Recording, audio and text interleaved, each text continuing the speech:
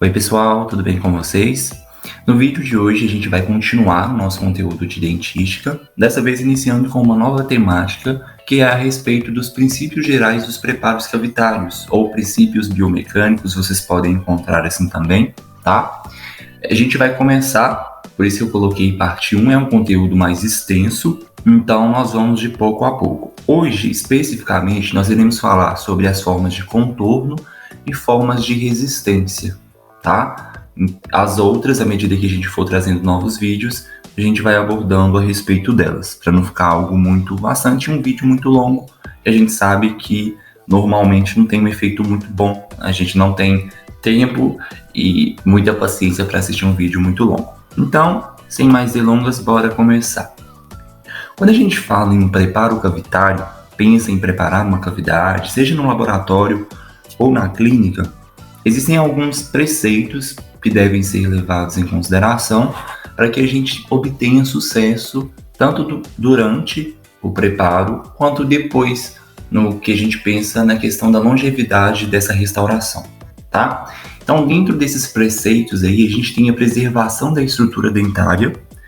Vocês vão ver que a todo tempo nós vamos falar sobre preservação de estrutura sadia do dente. E questão de não deixar a estrutura de esmalte fragilizada, sem suporte dentinário, é porque justamente essas coisas influenciam diretamente no sucesso da minha restauração, tá? Retenção da restauração. Então, quando eu faço um preparo cavitário, eu tenho que pensar primeiro em qual restauração, qual material restaurador que eu vou utilizar, porque dependendo do material, se for uma amálgama ou uma resina, as formas com as quais eu tenho que fazer a minha cavidade, elas mudam, tá? Porque são materiais com características diferentes, eles demandam cavidades diferentes. E eu tenho que pensar em uma cavidade que consiga reter aquela restauração para ela não soltar, certo? Tenho que pensar também em resistência estrutural e integridade marginal. Então, após a cavidade, eu tenho que pensar tanto na resistência da estrutura que ficou ali, de esmalte, de dentina também, tá? E tenho que pensar na estrutura da restauração, como que ela vai ficar ali. Principalmente essa integridade marginal, que são as bordas da restauração, que é onde, quando a gente faz sem cuidado, pode ocorrer infiltração. Então, espaços, gaps mesmo, a gente chama de degrau, pode ser um degrau positivo, quando a restauração está muito alta, ou degrau negativo, quando falta material. Você, inclusive, consegue passar a ponta de uma sonda exploradora, ela vai grudar, ela vai ficar presa ali, porque justamente está mostrando que está faltando material, tem uma integridade marginal ruim, tá? Se eu deixo isso ir para frente, as chances do dente desenvolver uma cárie por infiltração são grandes, tá? Então eu tenho que tomar cuidado com isso, tanto na parte que vai levar a maior parte da restauração, quanto também nas bordas, tá? Na sua adaptação marginal. E é claro que eu sempre tenho que levar em consideração a saúde pulpar e periodontal. Vocês vão ver que toda vez que eu preparo uma cavidade, faço a remoção de cárie, eu tenho que pensar também o quão distante que essa cárie tá da polpa, porque dependendo da profundidade eu preciso, além de restaurar, proteger esse tecido dentino pulpar para que a polpa não sofra com influências desta restauração ou desse preparo, né? Ela não tem alguma repercussão inflamatória ali. A mesma coisa o periodonto. Dependendo da profundidade da minha cárie, eu tenho o que a gente chama de invasão do espaço biológico, que é o espaço entre a margem gengival e a pontinha do osso alveolar, que é por onde o dente fica fixo, fica preso pelos ligamentos periodontais, certo?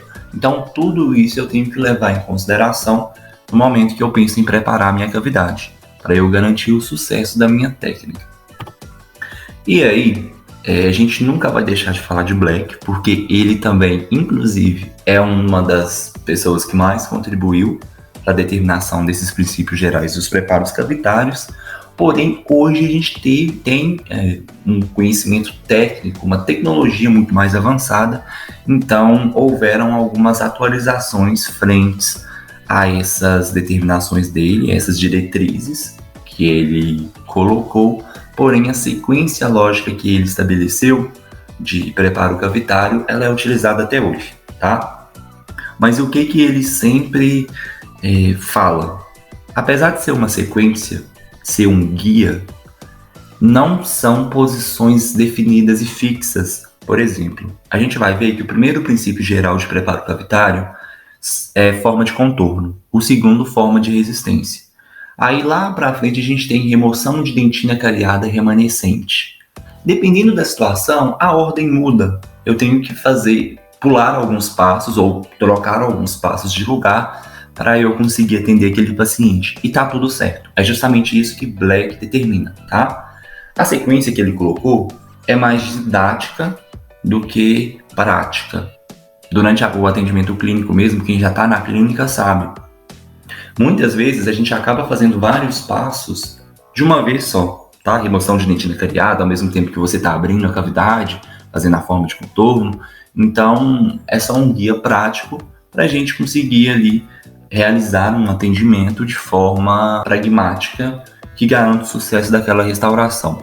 Dentre essas atualizações dos princípios gerais de Black, a gente tem aí o primeiro, que é o controle da incidência e gravidade da cárie. Então hoje a gente não tem mais o que a gente chama de extensão preventiva. Na época, o Black ele determinava que quando eu tivesse uma cárie em uma determinada região do dente, vamos supor, em um sulco principal de um dente, eu iria envolver todo aquele sulco no meu preparo de forma preventiva. Por quê? Segundo ele, mesmo a região que estava próxima à cárie do sulco, que não foi afetada visivelmente, biologicamente ela estava afetada. Então ele fazia o que se chamava de extensão preventiva. Hoje em dia a gente sabe que não é necessário isso. A gente tem alguns materiais que podem ser colocados para auxiliar ali no fortalecimento das estruturas dentinárias. Então hoje a gente faz prevenção dessa extensão, evitar ao máximo desgastar a estrutura sadia de dente, tá? Daí o controle da incidência e gravidade de cárie. Hoje também a gente tem um conhecimento muito maior do processo evolutivo da lesão de cárie e, consequentemente, uma possibilidade de detecção precoce dessa doença. Então acaba que a gente evita a necessidade dessa extensão preventiva justamente por já prever qual que é o caminho que a cárie vai seguir, consequentemente como prevenir isso, até mesmo durante o meu preparo cavitário, tá? E é claro que tudo isso acontece graças às evoluções tecnológicas que a gente tem hoje, o desenvolvimento de instrumentos novos que facilitam também o atendimento clínico e, consequentemente, o aperfeiçoamento dos materiais que a gente utiliza, inclusive para restaurar essas cavidades, tá? Então, indo para o primeiro princípio de preparo cavitário, a gente tem a forma de contorno. O que seria essa forma de contorno? É a delimitação de qual região ou quais regiões do dente serão envolvidas por essa cavidade. Em laboratório, a gente costuma fazer isso com um lápis, por exemplo. Delimita ali no dente, e geralmente a gente pega dente artificial rígido, né?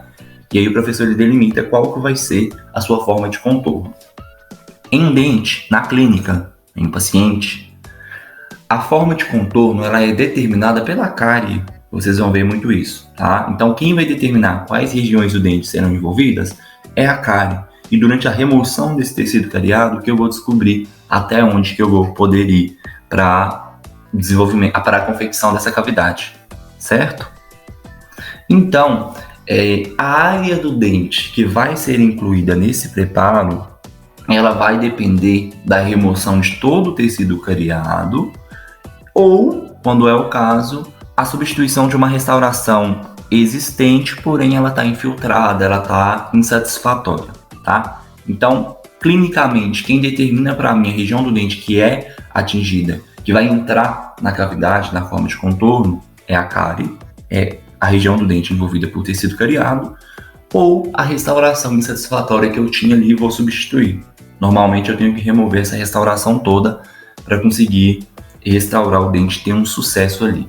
Tá? Então aqui mostrando que normalmente a gente pode ter regiões unidas, juntas, cavidades juntas, um processo carioso, um tecido carioso, onde você está removendo e você consegue ter uma cavidade só, mas eu posso ter situações também onde eu tenho uma parte do dente envolvida por cárie, uma estrutura de suporte, como uma ponte de esmalte, por exemplo, passando no meio, ela está sadia, e do lado uma outra lesão de cárie. Eu preciso unir essas duas? Não necessariamente.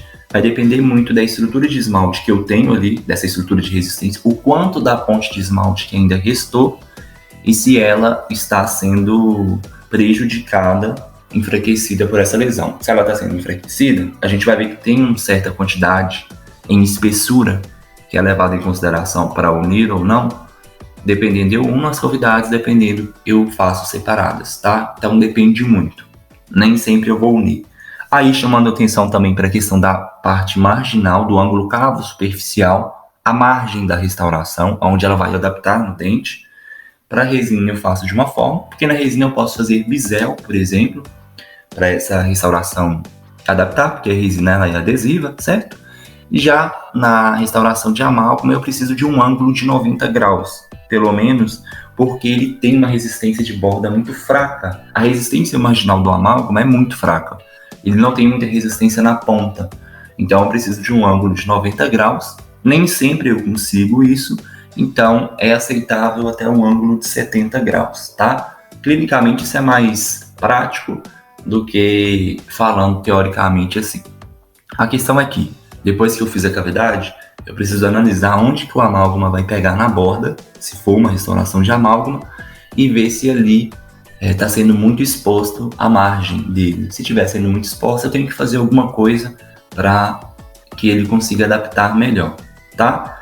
E lembrando sempre que a região de cicatrículas e fissuras são as mais atingidas por cárie. A gente viu nas regiões suscetíveis à lesão de cárie, que cicatrículas e fissuras estão aí no top 1 de chances de desenvolver, tá? Então, normalmente as restaurações que a gente vai fazer vão envolver essas faces daí, tá? E aí tem toda uma questão anatômica no momento de restaurar. Depois que a gente termina, a gente avalia se a restauração tá alta, colocando um papelzinho de carbono, pedindo o paciente para morder, porque essa região é a região que mais recebe esforços mastigatórios durante a mastigação, durante a nossa função, tá? A gente viu a questão das cúspides de trabalho e cúspides de balanceio. Lembrando que cúspides de trabalho são aquelas que recebem maior carga, certo? No caso dos dentes superiores são as cúspides palatinas e dos inferiores são as vestibulares. Então, no momento de restaurar, no momento que eu estou preparando a minha cavidade para a restauração, eu tenho que levar isso em consideração, no sentido de ver quais estruturas estão enfraquecidas. Eu não posso deixar o que a literatura chama de prismas de esmalte fragilizados, tá? Trocando em miúdos, porções de esmalte fragilizada, quando não tem suporte de dentina, tá? Hoje a gente pode contornar isso colocando material adesivo embaixo, por exemplo, um ionômero de vidro, uma resina também, dependendo. Então é muito mais tranquilo de contornar essa situação. Dependendo da região do dente, se a gente for pensar cicatrículas e fissuras e superfícies lisas, a cárie ela vai se propagar de uma determinada maneira. E essa propagação, sabendo disso, ela vai determinar a extensão da minha cavidade, tá? Pensando em cicatrículas e fissuras, qual que é o sentido de propagação da cárie? Vai ser de 2 cones superpostos pela base, que é o que está sendo mostrado nessa imagem B e C aqui. Olha só, está simulando uma cárie que se desenvolveu ali em cicatrículas e fissuras, tá? Na oclusal dos dentes. E aí esse quadradinho, esse retângulozinho pequeno que está próximo a essa lesão, se a gente der um zoom, vão aparecer essas imagens aqui de baixo, que são 2 cones superpostos pela base. O que isso quer dizer para mim? Que em cicatrículas e fissuras, a cárie normalmente ela se propaga mais em extensão do que em profundidade, tá? Então ela começa fininha, depois ela estende, depois ela vai estender de novo e afinar lá no fundo, tá? Então isso vai determinar para mim e vai me guiar no momento que eu estou removendo uma cárie em cicatrícula e fissura, eu sei que ela está mais por extensão, ela se propaga mais em extensão, tá? E aí a gente sempre tem que lembrar que durante a remoção de cárie, eu tenho que preservar as estruturas de suporte do dente, que são principalmente cristas marginais, a gente já viu onde que elas ficam no vídeo anterior, pontes de esmalte, normalmente primeiros molares costumam ter, alguns premolares também podem ter, principalmente premolares inferiores, tá? Primeiros premolares inferiores, arestas e vertentes cuspídeas. Essas regiões são de suporte do dente. Quer dizer para mim que depois que eu removi, fiz a minha cavidade, se elas estiverem sadias, elas vão conseguir garantir que a estrutura não fique fragilizada e que a minha restauração dure por mais tempo. E aí, quando que eu sei que eu tenho que remover uma estrutura de suporte do dente, quando não remover? Se a gente for pensar na ponte de esmalte, por exemplo, vamos vir para essa imagem daqui, ó. Está simulando uma situação onde um dente, um pré-molar, o primeiro pré-molar inferior foi acometido por uma lesão de cárie. A gente sabe que ele tem normalmente duas regiões de cicatrículas e fissuras mais profundas, assim, separadas por uma ponte de esmalte. É o que está sendo mostrado na figura A aí. Quando eu tenho uma cárie nesse dente, a gente sabe que em cicatrículas e fissuras a cárie se propaga como dois cones superpostos pela base. Se eu tenho um acometimento da ponte de esmalte, onde, depois que eu removi a cárie, ela tem uma estrutura com diâmetro menor que 1 milímetro, eu tenho que removê-la, porque ela está fragilizada, tá? A quantidade menor de ponte de esmalte menor que 1 milímetro em diâmetro, em espessura, ela não é suficiente para suportar os esforços mastigatórios e também a restauração. Agora, se eu tenho uma quantidade de ponte de esmalte maior que 1 milímetro, eu posso deixar. Aí eu vou desenvolver duas cavidades diferentes, separadas, aquela olho de cobra, não sei se vocês vão lembrar, e aí eu restauro os dois pontos separadamente, tá? A mesma coisa no caso do molar que está sendo mostrado aqui na parte inferior da imagem. Mesma coisa, se eu tenho uma quantidade de ponte de esmalte menor que 1 milímetro, eu vou unir as cavidades. Se eu tenho uma quantidade maior, eu faço as cavidades separadamente, certo? No caso das superfícies lisas, o sentido de propagação da cárie já é diferente.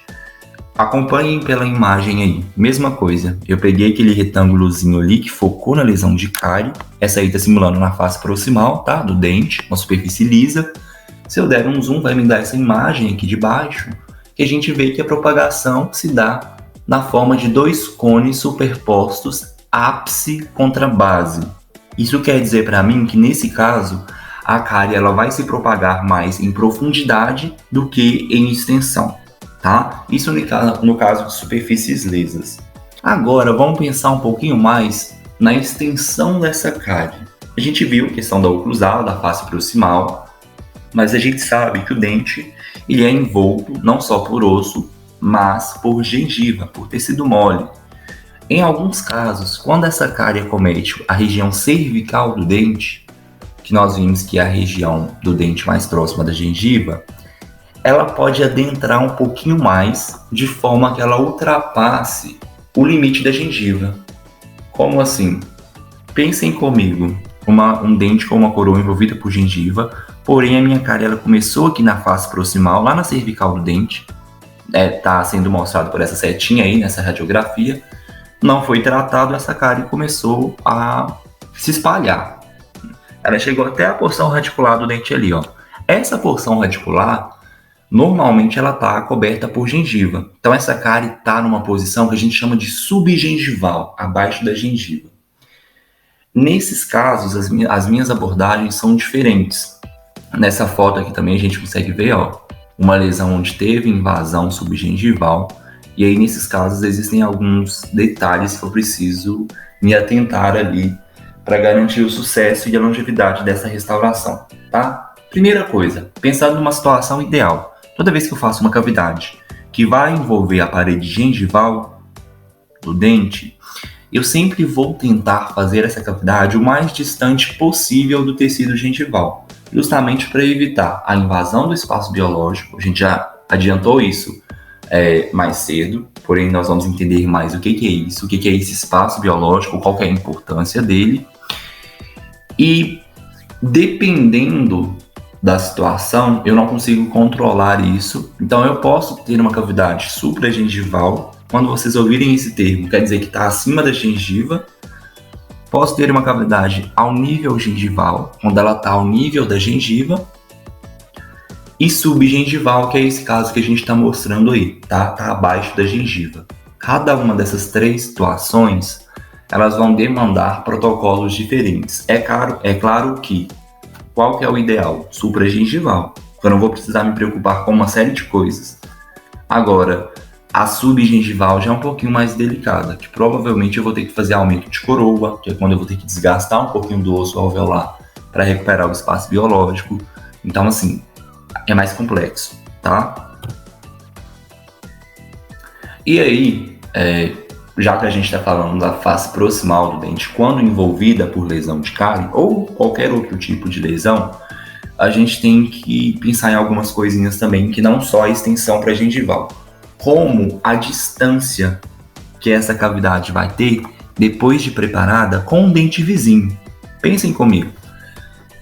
Primeiro que fazer uma cavidade em proximal já é um pouquinho mais difícil porque tem o dente vizinho. E eu tenho que evitar ao máximo estar desgastando a estrutura sadia. A gente já viu isso, tá?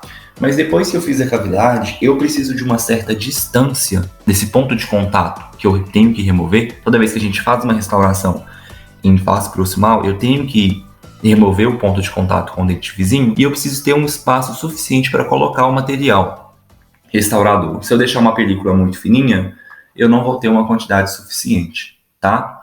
E aí, pensando nos nossos materiais restauradores, normalmente, quando eu tenho uma restauração de resina ou até mesmo de amálgama, o indicado é que essa distância seja de 0,2 a 0,5 milímetros do dente vizinho, essa separação, tá? Ou se não, se for uma restauração metálica, uma RMF, essa distância ela tem que ser de 0,5 a 1 milímetro, porque eu preciso não só visualizar a cavidade, como também conseguir encaixar a minha peça metálica ali, e essa distância ela me garante isso, tá? Voltando um pouquinho para a questão da extensão pré-gengival da minha cavidade, de acordo com a idade do paciente, a gente vai ter uma situação específica, tá? Como assim? Ao longo da vida, a gente sofre o que é chamado de retração fisiológica, que é quando a gengiva ela vai retraindo, vai tendo uma recessão natural, tá? Não é uma recessão muito grande, porque isso seria uma doença periodontal, mas é uma recessão pequena, mas que acontece, tá? E isso influencia diretamente na extensão do meu preparo. Por quê? No caso do paciente jovem, que está nessa imagem A aí da direita, eu tenho a gengiva sadia, então ela preenche totalmente o espaço interproximal. Nesses casos, é muito comum que o meu término ele fique subgengivalmente, porque eu tenho uma quantidade de gengiva muito grande naquela região, tá? No caso do paciente adulto, como eu já tenho uma parte dessa retração fisiológica que está acontecendo, é muito comum eu ter o término do preparo um pouquinho acima ou ao nível da gengiva, dependendo do tanto que foi essa retração, tá? Essa recessão fisiológica. Agora, no paciente idoso, como ela já está evoluída, é muito comum eu ter esse término aquém, ou seja, supragengivalmente, porque como a gengiva já retraiu, eu não tenho muito tecido gengival naquela região. Então, o preparo normalmente fica supragengival mesmo. Agora, a gente tem duas regiões que eu tenho que me atentar. A primeira delas é a área de Cole e o espaço biológico. Começando por essa área de Cole, o que seria isso? Vamos acompanhar pela imagem da esquerda. Quando a gente tem na face proximal do dente, onde dois dentes estão unidos, a gente tem a gengiva na face vestibular, na face lingual. Essa gengiva ela não acaba na face proximal não, tá? Ela adentra ali a face proximal do dente, porém onde tem a região do ponto de contato, que é quando um dente encosta no outro, essa gengiva tem uma certa depressão, que é o que está sendo mostrado nessa imagem, depois ela sobe de novo, acompanhando a anatomia do dente, e volta lá para a face livre. Essa depressão que eu tenho abaixo do ponto de contato do dente é o que a gente chama de área de Cole da gengiva, tá? Quando eu faço um preparo subgengival, quando eu faço um preparo que pega a proximal do dente, eu tenho que me atentar para a preservação dessa área de Cole, principalmente quando eu vou restaurar. Por quê? A gente viu que quando a gente está fazendo a cavidade na proximal, eu preciso deixar uma certa distância, variando aí de 0,2 a 0,5 milímetros, se for uma restauração de amálgama, por exemplo, resina, se for uma RMF, de 0,5 a 1 milímetro. Beleza.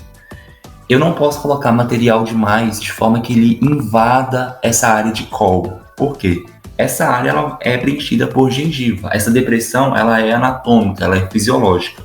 Se eu tiver a invasão dessa região, se eu não respeitar, se eu estrangular a gengiva que fica nessa região, eu posso ter áreas de necrose. Então a minha gengiva ela vai sofrer com isso.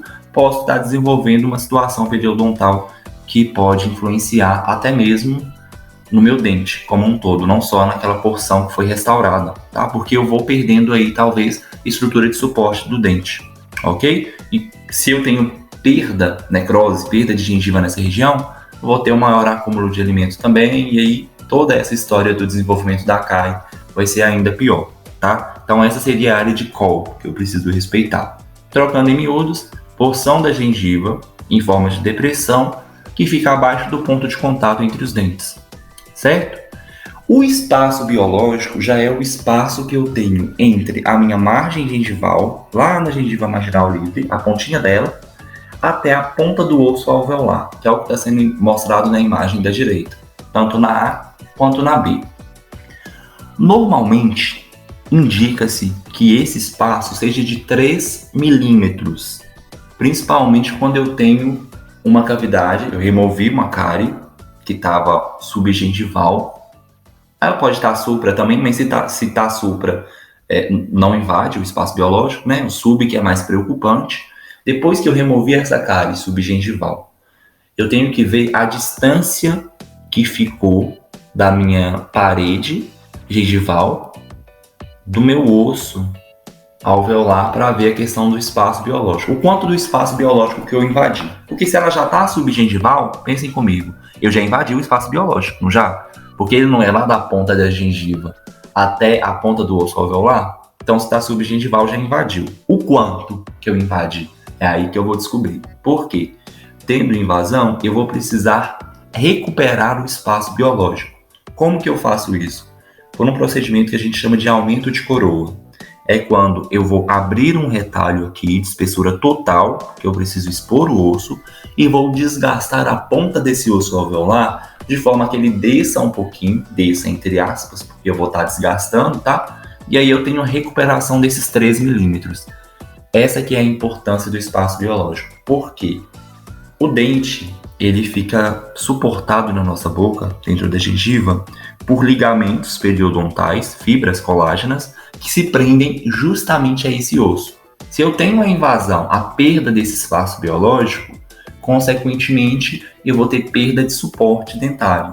Então, as chances desse dente apresentar mobilidade ou eu desenvolver uma doença periodontal são maiores. Então, eu preciso me atentar com essas duas coisas quando eu estou fazendo um preparo que está estendendo para a gengival, tá?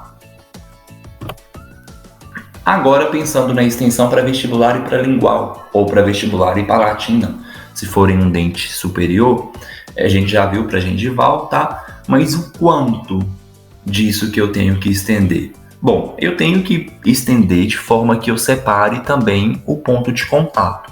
E também tem uma questão estética envolvida aí, se a gente for pensar. Imaginem comigo, uma restauração classe 2, OM, em um primeiro pré-molar superior.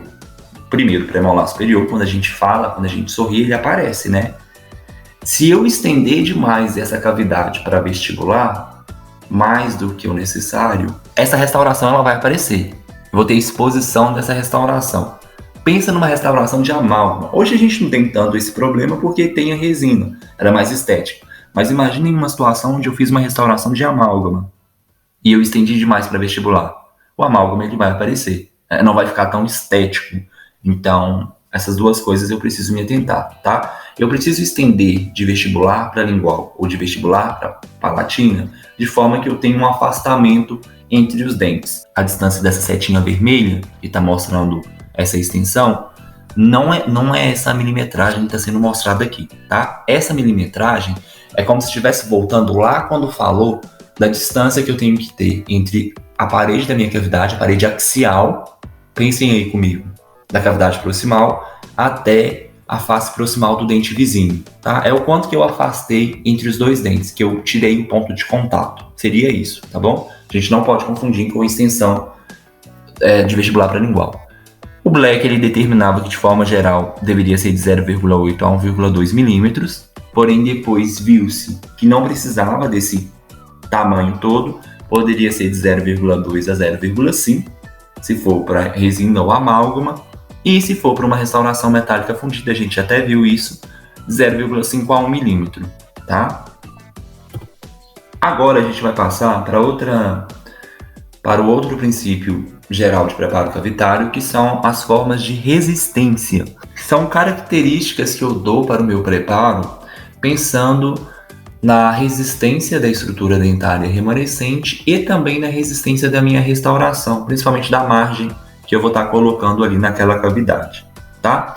Essas formas de resistência, elas estão muito ligadas com os princípios mecânicos. Aquela questão de cúspide de trabalho, cúspide de balanceio, das forças mastigatórias que são envolvidas ali nos dentes no momento da mastigação, da fala, no estado funcional do sistema estomatognático, tá? Normalmente, quando eu termino de fazer uma restauração, a gente costuma colocar o que a gente chama de papelzinho carbono, que é o que está sendo mostrado nessa imagem da esquerda aí, com uma pinça, e aí a gente pede o paciente para morder e para deslizar um pouquinho os dentes. Para quê? Quando ele faz isso, vão ser marcados alguns pontos, que é o que está sendo mostrado na imagem da direita, olha só, na A, B, C e D. Esses pontos, quando são marcados após uma restauração, ou até mesmo quando eu não fiz restauração, eles mostram para mim que essas regiões estão altas, ou seja, elas estão recebendo mais impacto dessas forças mecânicas do que deveriam. Se é uma restauração, eu tenho que obrigatoriamente estar desgastando isso. Por quê? Aquilo ali o paciente ele vai morder. Essa porção que foi restaurada vai receber uma quantidade de força maior do que deveria. Consequentemente, ela vai fraturar, se ela já não soltar de uma vez. Isso aqui é só para vocês perceberem que eu deixar uma restauração alta, não perguntar ao paciente, tá bom, não passar o papelzinho carbono, eu gero um problema não só para aquele dente em questão, como também para toda a articulação, para todo esse sistema estomatognático do paciente, tá? Essa interação. Eu posso ter um paciente com desenvolvimento de DTI, uma disfunção temporomandibular, por conta de uma restauração que não foi devidamente adaptada, tá? Se a gente for pensar em uma restauração para amálgama, ou pode ser também uma RMF, tá? O que a gente tem que saber é que, dependendo da restauração que eu estou pensando para esse dente, a cavidade ela vai demandar uma característica específica em se pensando na forma de resistência, porque cada material tem sua característica. A gente sabe, por exemplo, que o amálgama ele tem uma margem fraca, a pontinha dele é fraca. Então, a gente viu que tem que ter um ângulo, lá no ângulo cavo superficial, de 90 graus. Aceito até 70 graus. Beleza. Eu tenho que ver não só isso, como também a inclinação das minhas paredes. Por quê? Antes era falado que uma cavidade para amálgama tinha que ser realizada de forma que a parede vestibular e lingual ou vestibular e palatina da minha cavidade, elas deveriam ser paralelas entre si e também paralelas ao longo eixo do dente. Mas, quando eu faço isso, a gente vai ver também em formas de retenção, eu não tenho uma retenção, muito menos uma resistência muito grande do meu material, pensando principalmente no amálgama, que é mais delicado. Então, o que os pesquisadores perceberam? Que seria mais ideal não fazer essas paredes paralelas, mas sim convergentes, inclinadas, como está sendo mostrado na figura B, para o oclusal, de forma que a quantidade de material exposta durante a mastigação fosse pouca e também a margem desse material, principalmente o amálgama, não fosse tão exposta, porque ele não tem uma margem muito resistente. Nós já vimos isso, tá? A figura da direita está mostrando uma técnica que pode ser aplicada de forma que eu consiga controlar a forma como esse ângulo cavo superficial termina, tentando fazer o mais próximo ali de 90 graus. Normalmente, quando a gente tem uma remoção de cárie, a gente consegue ter essa situação aqui, que é o ângulo agudo, olha só. Isso daqui para amálgama não é tão interessante. Para eu tentar contornar essa situação e fazer um ângulo reto, ou mais próximo disso, eu posso lançar a mão de uma técnica chamada de curva reversa de Hollenbeck, que é quando eu faço a minha cavidade, ao invés de eu acompanhar a anatomia do dente nessa região, eu faço uma curva contrária ao sentido normal dele, que seria o da figura A, então eu tenho um ângulo mais reto, tá? Essa técnica é chamada de curva reversa de Hollenbeck, onde eu tento adaptar a minha cavidade para receber o meu amálgama, de forma que ele não fique fragilizado depois, tá? Eu tenho que pensar também em proteção do complexo dentinho pulpar. A gente vai ver isso bem mais adiante, porém já podemos introduzir aqui. Quando eu tenho um processo carioso, uma cárie em um dente, a cavidade ela não é uniforme, tá? Eu não vou ter aquela situação ideal que é mostrada em muitos esquemas, que eu vejo em laboratório, quando a gente está preparando, porque é irregular, né? A cárie ela não segue um padrão de desgaste dentário, digamos assim. Então pode ser que depois da minha cavidade eu tenha regiões irregulares, crateras mesmo, espaços. Essa figura da direita aqui da ponta, está simulando tipo isso. Eu tenho a minha cavidade, mas essas regiões mais amarronzadas estão irregulares, são como se fossem buracos mesmo que eu tenho, que vai atrapalhar a adaptação da minha restauração, né? Se for de uma amálgama principalmente, da resina até que não. Mas essas partes aqui, elas estão mais próximas da polpa, tá vendo? Quando eu tenho essa situação, eu preciso proteger, tanto se eu tiver essa situação na parede pulpar, que é o que está sendo mostrado aqui, como também na parede axial, que também está sendo mostrado aqui nessa figura da direita, essa da pontinha aqui, tá? Como que eu faço essa proteção? Colocando uma base. Pode ser um ionômero de vidro, pode ser hidróxido de cálcio, a gente vai ver sobre isso, quais materiais que podem ser utilizados. Dependendo, pode ser uma resina também, tá? Mas preferencialmente um ionômero de vidro, que é justamente idealizado para esses casos, ou um hidróxido de cálcio, tá? Uma base de hidróxido de cálcio, para proteger e regularizar essa região. Em cima disso, aí eu faço a minha restauração, tá? É o que está sendo mostrado na A e na B, depois que essa irregularidade foi protegida. O meu complexo dentinho pulpar foi protegido. A restauração vai por cima, tá? É até mais fácil de adaptar, principalmente no amálgama, que a gente tem que ficar adaptando ele muito bem. Então, isso facilita bastante, tá? Mais uma vez, isso aí a gente sempre vai falar porque isso muda muito a trajetória do meu tratamento, que é o esmalte sempre deve ser apoiado por dentina sadia. Isso aí tem que ficar na cabeça de vocês, porque isso daí vai determinar para mim o sucesso da minha restauração. Essa passagem aí é a que guia todo o meu princípio geral do preparo cavitário a respeito de proteção. Mas eu particularmente acho que aí está envolvido com tudo, porque se eu seguir, provavelmente eu vou ter sucesso. Se eu não seguir, as chances de falha são bem maiores, tá? Mas eu posso contornar essa situação quando eu não consigo segui-la certinha, porque a cárie, a gente viu que ela é irregular, né? Então, assim, quem determina para mim o tanto que eu desgasto, o tanto que eu removo, é a cárie. Pode ser que em algumas situações eu acabe deixando estruturas de esmalte fragilizadas.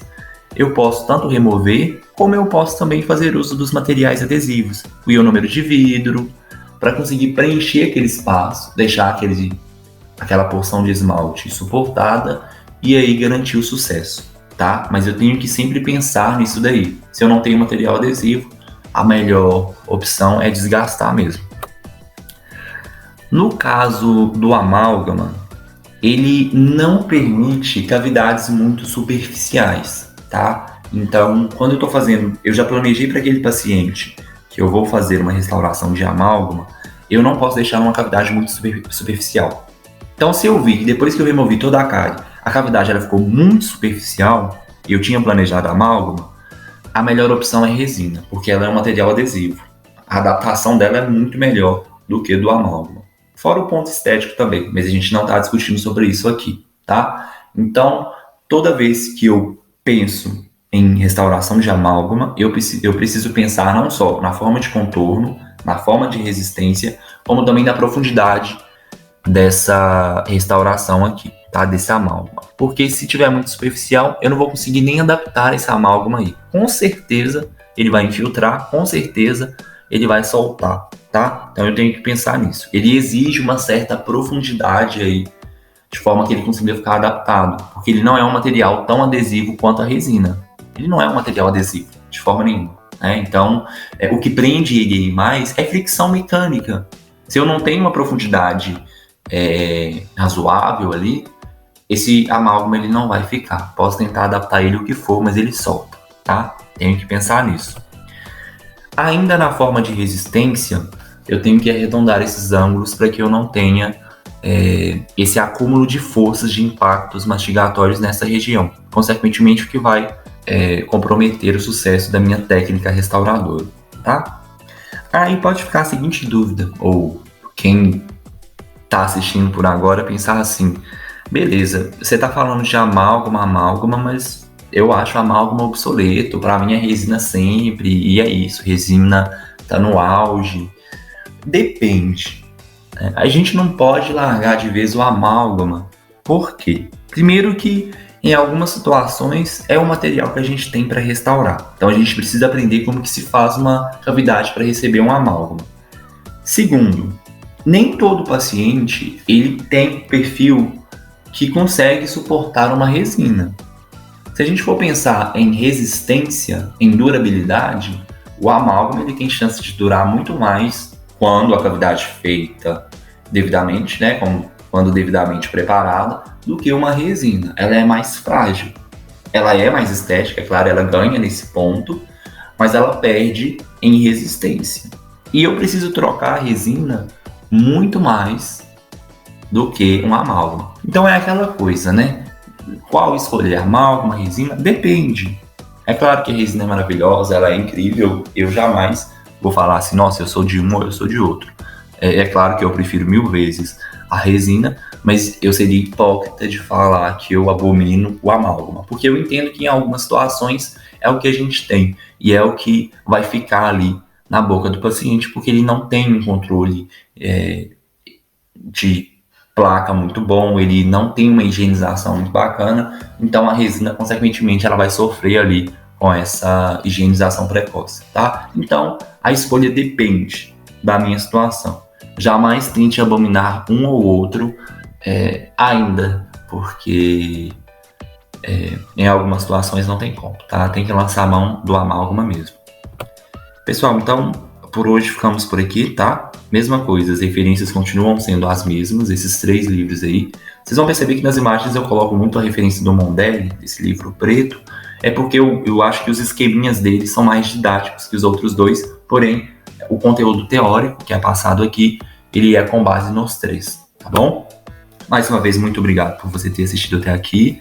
Podem ficar à vontade para comentar, compartilhar, deixar sugestões, críticas, tá bom? E nos vemos no nosso próximo encontro.